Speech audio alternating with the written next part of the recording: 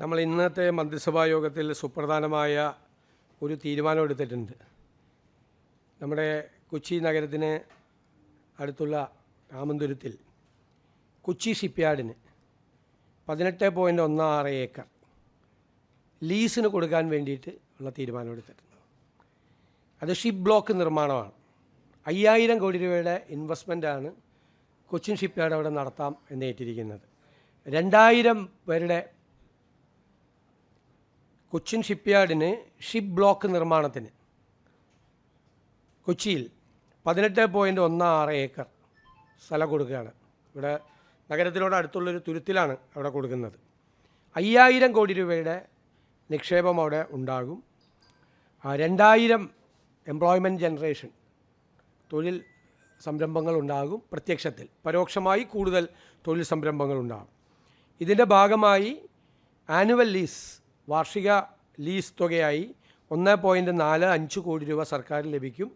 അതിൻ്റെ GST തുക ഒന്ന് കൂടിയാവുമ്പോൾ 1,70,00,000 രൂപ വാർഷികമായിട്ട് ലീസായിട്ട് കിട്ടും ഷിപ്പ്യാർഡിന്. ഇത് കുറേ നാളായിട്ട് പെൻഡിങ് ആയിട്ടുള്ളൊരു കേസാണ്. സർക്കാർ വന്നതിന് ശേഷം അത് കൊച്ചിൻ ഷിപ്പ്യാർഡുമായിട്ട് ചർച്ച ചെയ്ത് വേഗത്തിൽ എടുത്ത ഒരു തീരുമാനമാണ്, ഒരു വെയിറ്റ് ചെയ്യുന്നൊരു തീരുമാനമാണ്. ഒരു സെൻട്രൽ PSU ആണ് 5000 കോടി രൂപയുടെ നിക്ഷേപം നമുക്ക് നമ്മുടെ സംസ്ഥാനത്തേക്ക് കൊണ്ടുവരുന്നത്. അവിടെ ഒരു വലിയ ഒരു എംപ്ലോയ്മെൻറ്റ് ജനറേഷനും അതുപോലെയുള്ള കൊച്ചിയുടെ മറ്റ് വികസന സാധ്യതകൾക്കും ഇതൊരു വലിയ ഹേതുവായി തീരുമെന്നാണ് നമ്മൾ ചെയ്യുന്നത്. പിന്നെ നമുക്കറിയാം ഓണമാണ്. ഓണവുമായി ബന്ധപ്പെട്ട് ഒരുപാട് കാര്യങ്ങൾ സർക്കാർ ഇപ്പോൾ തീരുമാനം എടുത്തിട്ടുണ്ട്. ഞാൻ ഇതുവരെ എടുത്ത തീരുമാനവും അനുവദിച്ച പണവും ഞാൻ നിങ്ങളോട് പറയാൻ ആഗ്രഹിക്കുകയാണ്. സർക്കാരിൻ്റെ ക്ഷേമ പെൻഷൻ, അതായത് 25-ാം തീയതി മുതൽ കൊടുത്താൽ മതി ഈ മാസം യഥാർത്ഥത്തിൽ. പക്ഷെ അത് 19-ാം തീയതി മുതൽ വിതരണം നടത്തിയാണ്. സാമൂഹ്യക്ഷേമ പെൻഷൻ നാളെ മുതൽ വിതരണം ചെയ്യുകയാണ്. അതിനായിട്ടുള്ള 1105 കോടി രൂപ അനുവദിച്ചു. ഓണം ആയതുകൊണ്ടാണ് അടുത്ത മാസത്തേക്ക് കിട്ടേണ്ട പെൻഷൻ 19-ാം തീയതി തൊട്ട് കൊടുത്തു തുടങ്ങുന്നത്. പെൻഷൻ ഒരു മാസവും മുടങ്ങാതെ കൊടുക്കണമെന്നുള്ള UDF സർക്കാരിൻ്റെ നയത്തിൻ്റെ ഭാഗം കൂടിയാണിത്. സാമൂഹ്യ സുരക്ഷാ പെൻഷൻ 59,472 ഗുണഭോക്താക്കൾക്കായിട്ട് സംസ്ഥാന വിഹിതമായി 951 കോടി 40 ലക്ഷം അനുവദിച്ചു. ഗുണഭോക്താക്കൾ 59,472. സ്റ്റേറ്റ് ഷെയറാണ് 951 കോടി 40 ലക്ഷം അനുവദിച്ചത്. ക്ഷേമനിധി ബോർഡുകളുടെ പെൻഷൻ സർക്കാരിൻ്റെ ധനസഹായത്തോടു കൂടി പെൻഷൻ നൽകുന്ന 16 ബോർഡുകളിലെ 6.59 ലക്ഷം ഗുണഭോക്താക്കൾക്കായി 130 കോടി 32 ലക്ഷം അനുവദിച്ചു. ഇനി ദേശീയ സാമൂഹ്യ സഹായ പദ്ധതി വാർദ്ധക്യ, ഭിന്നശേഷി, വിധവ പെൻഷനുകളിലെ 8,46,456 പേർക്കുള്ള വിഹിതം കേന്ദ്ര സംസ്ഥാന വിഹിതമായിട്ടുള്ള 24.76 കോടി രൂപ അനുവദിച്ചു. ഓഗസ്റ്റ് 19 മുതൽ വിതരണം ആരംഭിച്ച് അതിൻ്റെ നടപടിക്രമങ്ങൾ പൂർത്തിയാക്കും. സർക്കാർ ജീവനക്കാരുടെയും പെൻഷൻകാരുടെയും ആനുകൂല്യങ്ങളും ബോണസും പ്രഖ്യാപിച്ചു. 630 കോടി 5 ലക്ഷം രൂപയാണ്.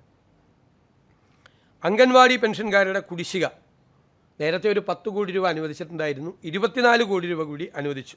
ഈ ജൂലൈ 31 വരെയുള്ള മുഴുവൻ കുടിശ്ശികയും അവരുടെ മുഴുവൻ കുടിശ്ശികയും കൊടുത്തു തീർക്കുകയാണ്. ഇപ്പോൾ ആകെ കൊടുത്തിരിക്കുന്നത് 34 കോടി രൂപയാണ്. അംഗൻവാടി പെൻഷൻകാരുടെ പെൻഷൻ കുടിശ്ശിക ഉണ്ടായിരുന്നത് വലിയ ഡിമാൻഡായിരുന്നു. അതുപോലെ ജീവനക്കാർക്കും അധ്യാപകർക്കും 4,500 രൂപ ബോണസ്, 20,000 രൂപ ഓണം അഡ്വാൻസ്. ബോണസിന് അർഹതയില്ലാത്തവർക്ക് 3,000 രൂപ ഉത്സവ ഭത്ത. പാർട്ട് ടൈം കണ്ടിജൻറ്റ് ജീവനക്കാർക്ക് 6,000 രൂപ അഡ്വാൻസ്. സർവീസ് പെൻഷൻകാർക്ക് 1,250 രൂപ ബോണസ്.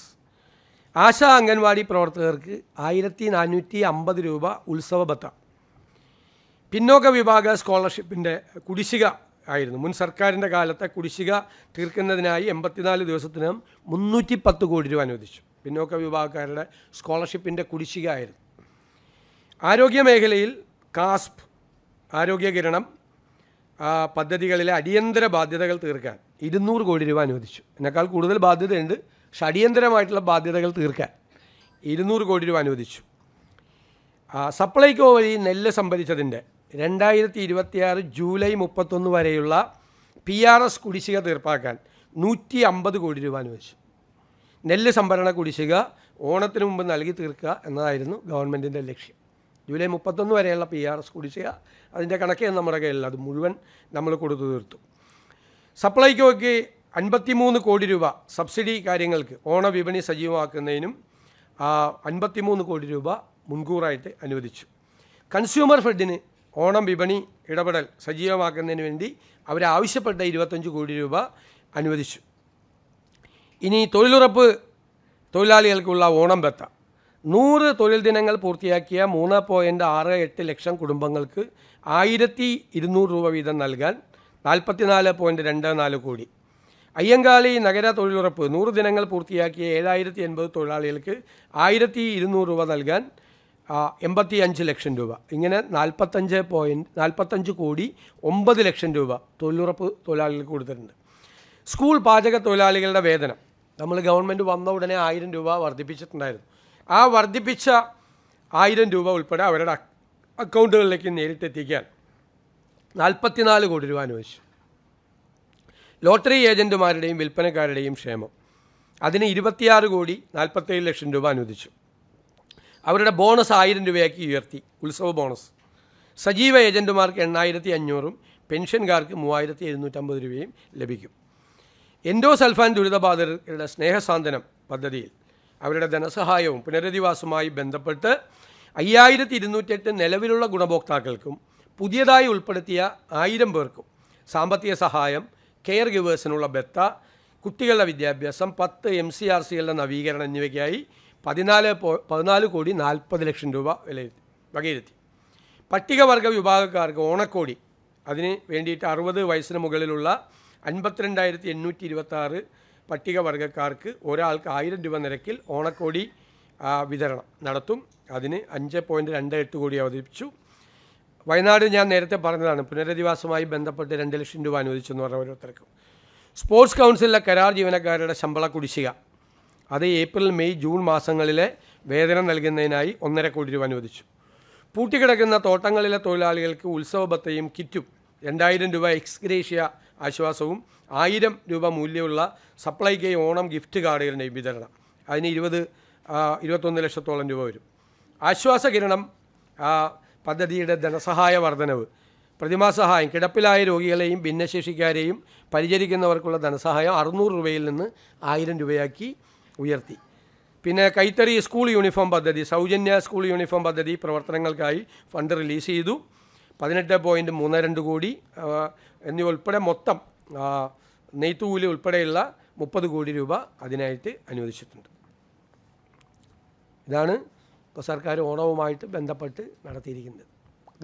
കനത്ത ധനപ്രതിസന്ധിയിലൂടെ കടന്നു പോകുമ്പോഴും ഈ പ്രധാനപ്പെട്ട കാര്യങ്ങൾ ചെയ്യാൻ സർക്കാർ ബാധ്യസ്ഥമാണ്. സർക്കാർ അത് ചെയ്തിട്ടുണ്ട്.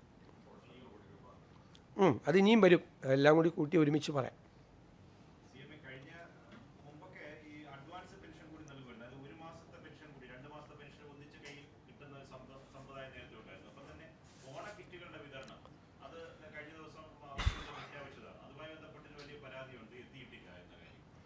തെറ്റായിട്ടുള്ള വാർത്തയാണത്. ഈ ഓണക്കിറ്റ് വിതരണം സംസ്ഥാന ഇന്നുച്ചയ്ക്ക് 2:30 വരെയുള്ള കണക്ക് ഞാൻ പറഞ്ഞായിരുന്നു. ഇന്നുച്ചയ്ക്ക് 2:30 വരെ സംസ്ഥാന സർക്കാരിൻ്റെ സൗജന്യ ഓണക്കിറ്റ് വിതരണം പുരോഗമിക്കുകയാണ്. റേഷൻ കടകളിൽ എത്തിച്ച ആകെ കിറ്റുകൾ നമ്മൾ തയ്യാറാക്കി വെച്ചിരിക്കുന്നത് 6,02,650 റെഡിയാണ്. അതിൽ ഡിമാൻഡ് 5,93,000 ഉള്ളൂ. പക്ഷേ നമ്മുടെ 6,02,000 നമുക്ക് റെഡിയാണ്. ഇതുവരെ റേഷൻ കടകളിൽ എത്തിച്ചത് 3,06,092 കിറ്റ്, ഏകദേശം പകുതിയിലധികം കിറ്റുകൾ റേഷൻ കടയിൽ എത്തിച്ചിട്ടുണ്ട്. കാർഡ് ഉടമകൾ കൈപ്പറ്റിയത് അതിൽ 75,885 കാർഡ് ഉടമകൾ കൈപ്പറ്റിയിട്ടുണ്ട്. ഓരോ ജില്ല തിരിച്ചുള്ള ഓരോ കണക്കുകളും പ്രത്യേകമായിട്ട് എൻ്റെ കയ്യിലുണ്ട്.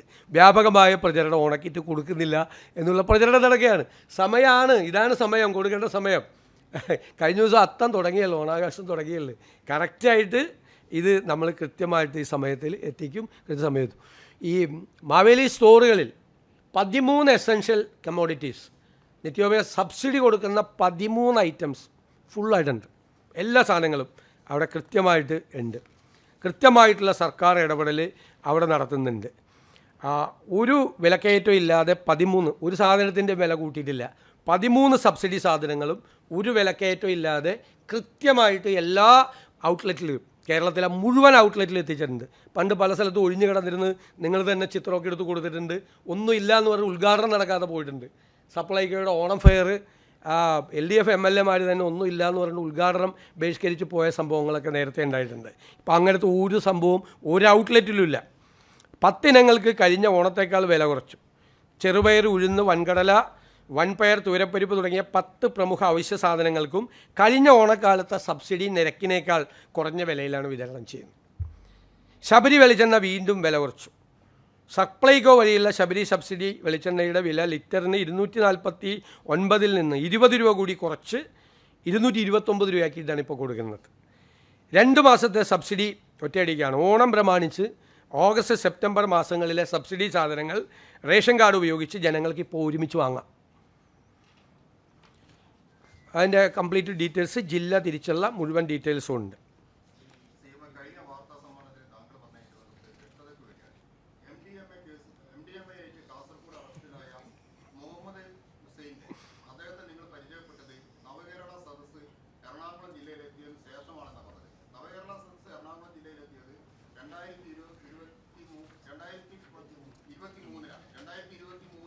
ഡിസംബർ മാസം 7 മുതൽ 10 വരെയാണ് എറണാകുളം ജില്ലയിൽ പര്യടനം നടത്തിയത്. അതിൽ 8-ാം തീയതിയാണ് ഈ പെരുമ്പാവൂരിൽ എത്തിയത്. പക്ഷേ 2021 മുതൽ തന്നെ താങ്കളും മുഹമ്മദ് സിംഗ് തമ്മിൽ കണ്ടതിന്റെ FB പോസ്റ്റുകളൊക്കെ ഉണ്ടാവുന്നേ. ഇഷ്ടംപോലെ ആളുകൾ നമ്മളെ വന്ന് കണ്ടു കാണുന്നേ.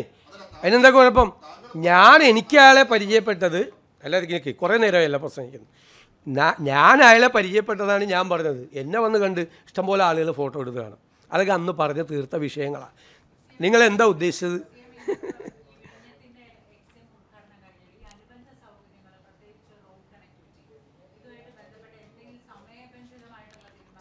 നമ്മളിന്ന് പ്രഖ്യാപിച്ചിട്ടുണ്ട് ടൈം ഫ്രെയിം ഡിക്ലെയർ ചെയ്യാൻ പോകുക ഗവൺമെൻറ്. നിങ്ങളൊരു കാര്യം മനസ്സിലാക്കേണ്ടത്, കൺസെഷൻ എഗ്രിമെൻറ്റിൻ്റെ ഭാഗമായിട്ട് ഗവൺമെൻറ്റിൻ്റെ ചുമതലകളുണ്ടായിരുന്നു. ആ ഗവൺമെൻറ്റിൻ്റെ ചുമതലകളായിരുന്നു റോഡ് കണക്ടിവിറ്റി, റെയിൽ കണക്ടിവിറ്റി. 10 വർഷം ആമ ഇഴയുന്ന വേഗത പോലും അതിനുണ്ടായിരുന്നില്ല. ഇപ്പോൾ അവിടെ കയറ്റുമതി, ഇറക്കുമതി സംരംഭങ്ങൾ തുടങ്ങുന്നതൊരു വലിയ മാറ്റമാണ് കേരളത്തിലുണ്ടാകാൻ പോകുന്നത്. അപ്പോൾ ഈ റോഡ് കണക്ടിവിറ്റിയും റെയിൽ കണക്ടിവിറ്റിയും ഉണ്ടായിരുന്നുവെങ്കിൽ ഇപ്പോൾ ഈ കയറ്റുമതി ഇറക്കുമതി ആരംഭിക്കുന്നതിൻ്റെ 100 ഇരട്ടി ഗുണം നമുക്ക് കിട്ടുമായിരുന്നു.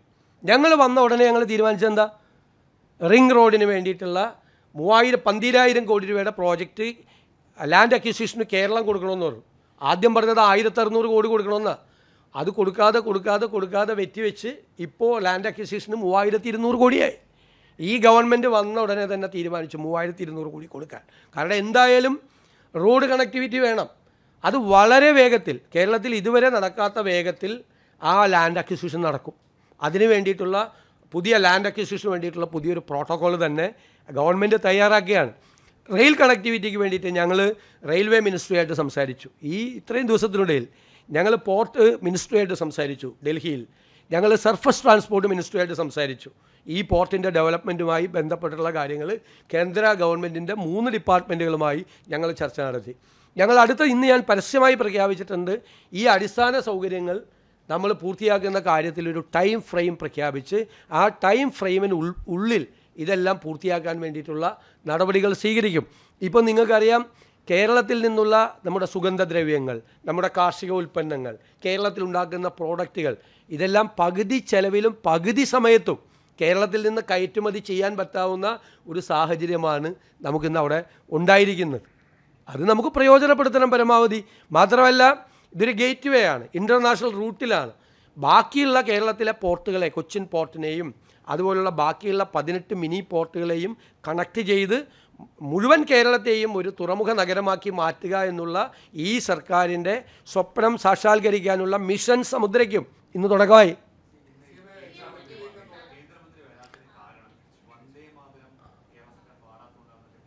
ഇല്ല, അദ്ദേഹം വരാമെന്ന് സമ്മതിച്ചാണ്. അദ്ദേഹത്തിന് ഔദ്യോഗികമായിട്ടുള്ള ഒരു അടിയന്തര സാഹചര്യം വേണ്ടി വന്നതുകൊണ്ടാണ് അദ്ദേഹം വരാതിരുന്നത്.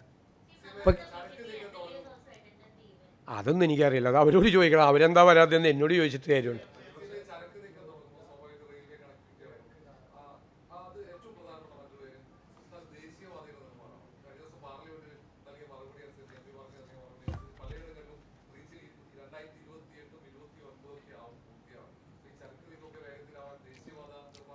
ദേശീയപാത നിർമ്മാണം വേഗത്തിലാക്കാനുള്ള നടപടികൾ ഗവൺമെൻറ് ആരംഭിച്ചിട്ടുണ്ട്. ഗവൺമെൻറ് ഞാൻ തന്നെ പങ്കെടുത്ത ദേശീയപാത അതോറിറ്റിയുടെ ആളുകളുമായിട്ടുള്ള ചർച്ചകൾ നടത്തി, വിശദമായ ചർച്ചകൾ, ഓരോ സെക്ടറിനെ കുറിച്ചുള്ള ചർച്ചകൾ നടത്തി.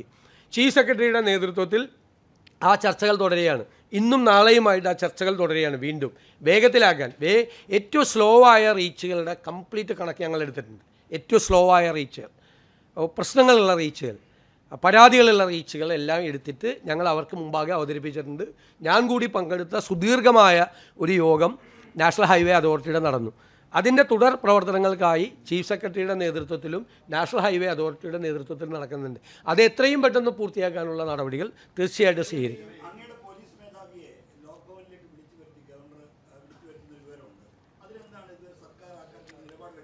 അല്ല, സർക്കാർ ഞങ്ങൾ തന്നെ നേരത്തെ തന്നെ പറഞ്ഞിട്ടുണ്ട്. നേരത്തെ തന്നെ ഇക്കാര്യത്തിൽ ഞാനിപ്പോഴല്ലേ നിങ്ങളെ കാണുന്നത്, അതിശക്തമായ നിലപാട് ഞങ്ങൾ പണ്ട് മുതലേ അത് പ്രകടിപ്പിച്ചിട്ടുണ്ട്. അങ്ങനെ വിളിക്കുന്നത് ശരിയല്ല. ത്രൂ ഗവൺമെൻറ്റാണ് ഒരു ഉദ്യോഗസ്ഥനെ ഗവർണർ വിളിക്കേണ്ടതെന്നുള്ള നിലപാട് UDF നിലപാടാണ്. ആ നിലപാട് വളരെ കൃത്യമാണ്. ഇത് ഇപ്പോൾ മാത്രമല്ലല്ലോ ഇത് നടക്കുന്നത്. 2018 ഒക്ടോബറിൽ ജസ്റ്റിസ് സദാശിവം ഗവർണറായിരുന്നപ്പോൾ DGP ലോക്നാഥ് ബെഹ്റയെ രാജ്ഭവനിലേക്ക് വിളിപ്പിച്ചത്. ഇന്ന് രാജ്ഭവനാണ്, ലോക്ഭവനല്ല. 2023 ഡിസംബറിൽ ഗവർണറുടെ കാറിന് നേരെ SFI പ്രവർത്തകർ അക്രമം അയച്ചുവിട്ടതിൻ്റെ പേരിൽ ചീഫ് സെക്രട്ടറിയെയും DGPയെയും രാജ്ഭവനിലേക്ക് വിളിപ്പിച്ചു. IPC 124 വകുപ്പ് പ്രകാരം കേസെടുക്കാൻ നിർദ്ദേശം കൊടുത്തു. ഇതൊക്കെ സമയത്ത് മുഖ്യമന്ത്രി ശ്രീ പിണറായി വിജയനായിരുന്നു. മുഖ്യമന്ത്രിയുടെ വിവാദമായ മലപ്പുറം പ്രസംഗത്തിൻ്റെ പേരിൽ governor Arif Khan 2024 October 7 chief സെക്രട്ടറിയെയും DGPയെയും രാജ്ഭവനിലേക്ക് വിളിച്ചിരുന്നു. ഇതൊക്കെ വാർത്തകൾ എൻ്റെ കയ്യിലുണ്ട്. ഞാൻ പറഞ്ഞതാണ്, ഓർമ്മപ്പെടുത്താൻ പറഞ്ഞതാണ്. കഴിഞ്ഞ ദിവസം പ്രതിപക്ഷ നേതാവ് സംസാരിച്ചപ്പോൾ ഞാൻ തന്നെ വിചാരിച്ചത് ആദ്യമായിട്ടാണ് ഒരു ഉദ്യോഗസ്ഥനെ ലോക്ഭവനിലേക്ക് വിളിച്ചു വരുത്തിയെന്ന് വിചാരിച്ചു. നേരത്തെ ഉണ്ടായിട്ടുണ്ട്, അന്നും പ്രതിഷേധിച്ചിട്ടുണ്ട്, ഇപ്പോഴും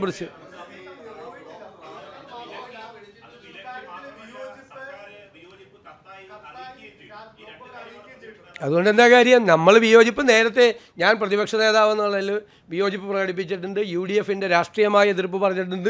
ഈ സർക്കാരും ആ കാര്യത്തിലൂടെ യാതൊരു കാരണവശാൽ ഞാനിപ്പോഴല്ലേ നിങ്ങളെ കാണുന്നത്, ശക്തമായി ഞങ്ങൾ എതിർപ്പ് പറയും. തീർച്ചയായിട്ടും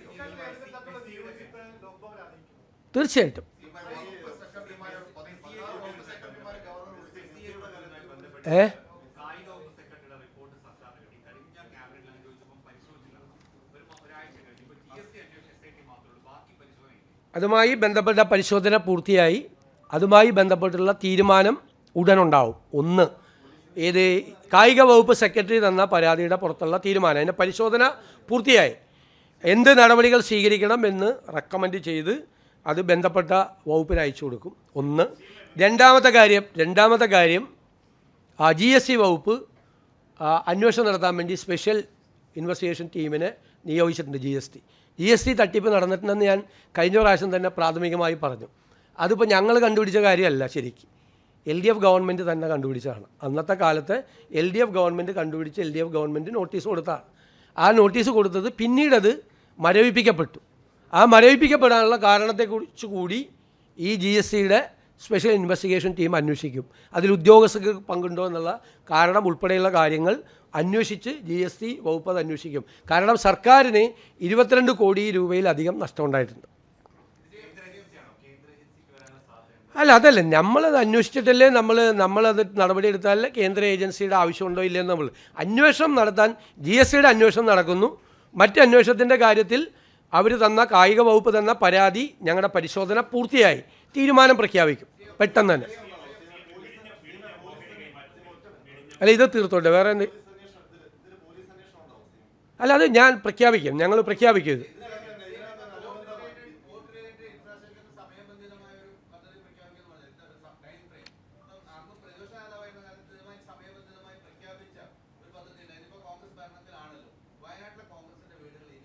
അവിടെ നിർമ്മാണ പ്രവർത്തനം ആരംഭിച്ചല്ലോ.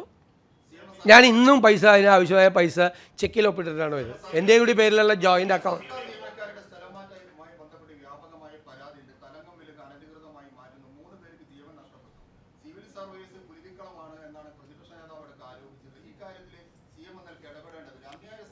ഞാൻ ഇതിൻ്റെ ട്രാൻസ്ഫറിൻ്റെ പേരിൽ 3 പേരുടെ ജീവൻ നഷ്ടപ്പെട്ട കാര്യം ഞാൻ അറിഞ്ഞില്ല.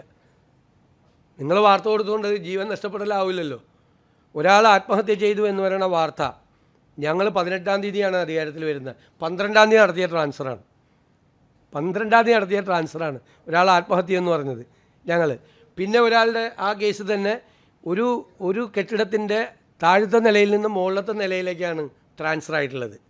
എന്നിട്ട് അതിനെക്കുറിച്ച് അന്വേഷിച്ചുകൊണ്ടിരിക്കുകയാണ്. ഒരു അന്വേഷണത്തിൻ്റെ ഘട്ടത്തിൽ ഞാൻ കാര്യങ്ങൾ പറയുന്നത് ശരിയല്ല, മനസ്സിലായില്ലേ? ഈ ട്രാൻസ്ഫർ ഒന്നും കേരളത്തിൽ ആദ്യമായിട്ട് നടക്കുന്നതല്ല. ക്രൂരമായ തരത്തിലുള്ള ട്രാൻസ്ഫറാണ് LDF ഗവൺമെൻറ്റിൻ്റെ കാലത്ത് 10 കൊല്ലക്കാലം നടന്നത്. ഞങ്ങൾ കേസുകൾ കൊണ്ടുവരാം.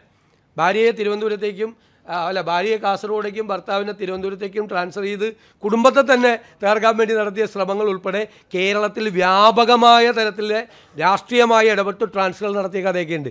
ഇവിടെ അങ്ങനെയുള്ള കാര്യങ്ങൾ ചെയ്യുന്നില്ല. പക്ഷേ ഒരു ഗവൺമെൻറ് മാറി അധികാരത്തിൽ വരുമ്പോൾ ആവശ്യമായ ട്രാൻസ്ഫറുകൾ ഉണ്ടാവും, ഉറപ്പായും ഉണ്ടാവും. അതിൻ്റെ പേരിൽ ആളുകൾ ആത്മഹത്യ ചെയ്തു എന്ന് പറഞ്ഞ് പ്രചരിപ്പിക്കുന്നത് തെറ്റായ കാര്യമാണ്.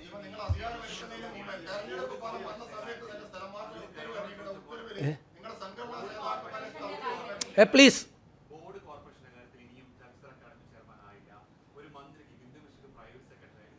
ഞങ്ങളിപ്പോൾ ഇതെല്ലാം കഴിഞ്ഞ ഗവൺമെൻറ് കാലത്ത് എന്നാണ് ഇതെല്ലാം പൂർത്തിയായത്? നിങ്ങളുടെ കയ്യിൽ ഡേറ്റ് ഉണ്ടോ? എൻ്റെ കയ്യിൽ ഡേറ്റ് ഉണ്ട്. എൻ്റെ കയ്യിൽ ഡേറ്റ് ഉണ്ട്. കോർപ്പറേഷൻ ബോർഡുകളെല്ലാം പൂർത്തിയായത് എന്നാണ് എന്ന് കഴിഞ്ഞ ഗവൺമെൻറ്റിൻ്റെ കാലത്ത് അധികാരത്തിൽ വന്നപ്പോൾ എത്ര ദിവസം കൊണ്ടാണ് അവർ പൂർത്തിയായതെന്നുള്ളതിൻ്റെ കണക്ക് എൻ്റെ കയ്യിലുണ്ട്. അതൊന്നും വൈകിട്ടൊന്നുമില്ല. ഞങ്ങൾ UDF തീരുമാനിച്ചിട്ട് UDF അറിയില്ല, ഘടകകക്ഷികൾ തമ്മിൽ ആലോചിച്ചിട്ടാണ് തീരുമാനിക്കേണ്ടത്. ആലോചിക്കാൻ വെച്ചിരുന്ന കാര്യം വന്നു കഴിഞ്ഞപ്പോഴേക്കും നമ്മുടെ ഫ്ലഡ് വന്നു, അല്ലേ? 10 ദിവസത്തേക്ക് നമുക്ക് ആ ചർച്ച നടത്തിയില്ല. ഞങ്ങൾ ചർച്ച പുനരാരംഭിച്ചു. ഓണം കഴിഞ്ഞ് വരുമ്പോഴേക്കും എല്ലാം റെഡിയാവും.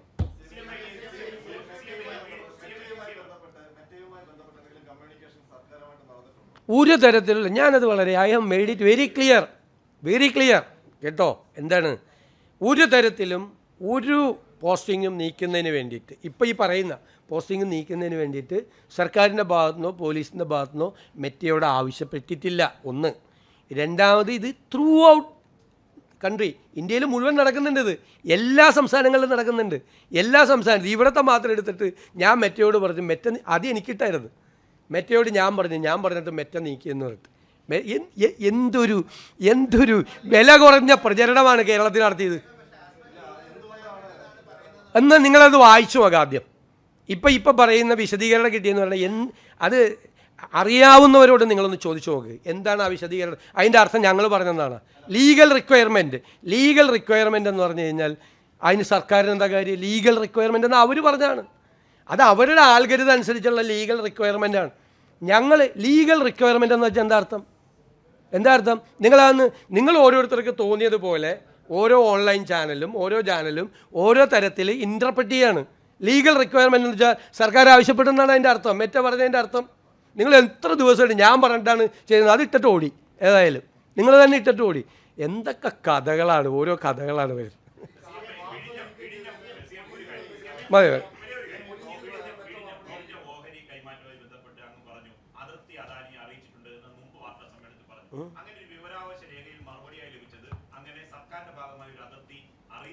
ആര് പറഞ്ഞു? അതെനിക്കറിയില്ല. നേരിട്ട് തന്നെ അവരെ അറിയിച്ചിട്ടുണ്ട്, അതൃപ്തി അറിയിച്ചിട്ടുണ്ട്. അത് പരസ്യമായി പത്രസമ്മേളനം നടത്തി പറഞ്ഞിട്ടുണ്ട്. അവരുടെ ഉടനെ തന്നെ പിറ്റേ ദിവസം തന്നെ അവരതിൻ്റെ അകത്ത് സോറി പറഞ്ഞുകൊണ്ട് നമുക്ക് കത്ത് തന്നു.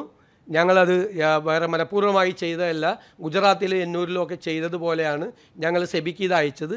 നമ്മളാകെ പരാതി പറഞ്ഞത് സെബിക്ക് അയക്കുന്നതിന് മുമ്പ് ഇതിൻ്റെ പോർട്ടിൻ്റെ ഓണറായ ഞങ്ങളെ അറിയിക്കണം എന്നാണ് പറഞ്ഞിരുന്നത്. അത് അറിയിച്ചില്ലാത്തതിനാണ് നമ്മൾ അസംതൃപ്തി പറഞ്ഞത്. അവർ തന്ന കത്തുണ്ട്, അവരത് വിശദീകരിച്ചുകൊണ്ട് അവരതിനകത്ത് ക്ഷമ ചോദിച്ചുകൊണ്ട് അവർ തന്ന കത്തുണ്ട്.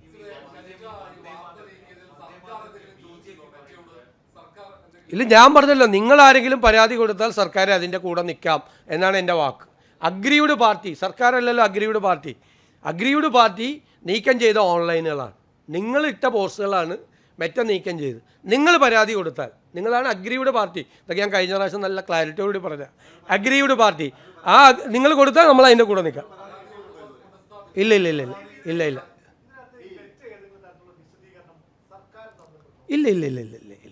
നമ്മൾ ചോദിച്ചിട്ടില്ലല്ലോ, അവരോട് ചോദിച്ചിട്ടില്ലല്ലോ. ഞാൻ അന്ന് ക്ലിയർ ചെയ്ത് പറഞ്ഞു, ഞങ്ങൾക്ക് ചോദിക്കാൻ പറ്റില്ലല്ലോ, ഞങ്ങളല്ല അഗ്രീവ്ഡ് പാർട്ടി. ഇല്ല ഇതുവരെ കിട്ടിയിട്ടില്ല, എനിക്ക് കിട്ടിയിട്ടില്ല ഇതുവരെ.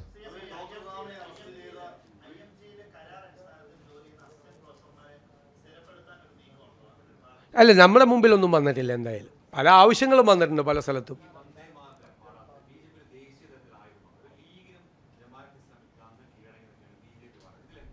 നല്ല ഒരുപാട് ആരോപണങ്ങളാണ് കേട്ടുകൊണ്ടിരിക്കുന്നത്. ഒന്ന് ജമാഅത്ത് ഇസ്ലാമിക്കും ലീഗിനും കീഴടങ്ങിയെന്ന്, ഒരു സ്ഥലത്ത് പറയും BJPക്ക് കീഴടങ്ങിയെന്ന് പറയും. ഒരാൾക്കും കീഴടങ്ങുന്ന സർക്കാരല്ല ഇവിടെയുള്ളത്. ഒരാളും ഈ സർക്കാരിൻ്റെ മീതെ ഒരു തരത്തിലുള്ള സമ്മർദ്ദവും ചെലുത്തില്ല. കേരളത്തിലെ ഒരു ജാതി മത സംഘടനകളോ ഒരു പ്രസ്ഥാനമോ ഈ സർക്കാരിൻ്റെ മീതെ ഒരു സമ്മർദ്ദവും ചെലുത്തില്ല. ഒരു സമ്മർദ്ദത്തിനും വഴങ്ങുന്ന സർക്കാരല്ല, ഒരു സമ്മർദ്ദത്തിനും വഴങ്ങുന്ന സർക്കാരല്ല ഇതെന്ന് നിങ്ങൾക്ക് എല്ലാവർക്കും നന്നായിട്ട് അറിയാമല്ലോ. അത് അതിനെക്കുറിച്ചുള്ള വിശദീകരണം ACC തന്നെ പറയും, ഞാനല്ലോ പറയണ്ടത്.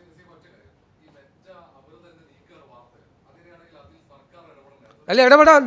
ഞാൻ പറഞ്ഞല്ലോ, നിങ്ങളടക്കം ഇപ്പോൾ എനിക്കെതിരെ ഇട്ടിരിക്കുന്ന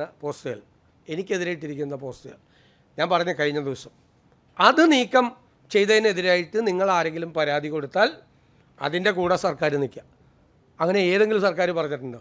ഏതെങ്കിലും മുഖ്യമന്ത്രി പറഞ്ഞിട്ടുണ്ടോ? എനിക്കെതിരെ എന്നെ അധിക്ഷേപിക്കുന്ന തരത്തിലിട്ട പോസ്റ്റുകളാണ്, അധിക്ഷേപിക്കുന്ന തരത്തിലിട്ട പോസ്റ്റ്. അത് നീക്കം ചെയ്തതിനെതിരെ നിങ്ങൾ പരാതി കൊടുത്താൽ നീക്കം ചെയ്ത മെറ്റയുടെ കൂടെയല്ല, ആ പോസ്റ്റ് എന്നെ അധിക്ഷേപിക്കുന്ന പോസ്റ്റ് ഇട്ട നിങ്ങളുടെ കൂടെ നിൽക്കുക ഈ സർക്കാർ. ഇങ്ങനെ ഈ കേരളത്തിൻ്റെ ചരിത്രത്തിൽ, ഈ രാജ്യത്തിൻ്റെ ചരിത്രത്തിൽ ഒരു സർക്കാരും ഇങ്ങനൊരു നിലപാടെടുത്തിട്ടില്ല. അതുകൂടി ഒന്ന് റിപ്പോർട്ട് ചെയ്താൽ നന്നായിരിക്കും.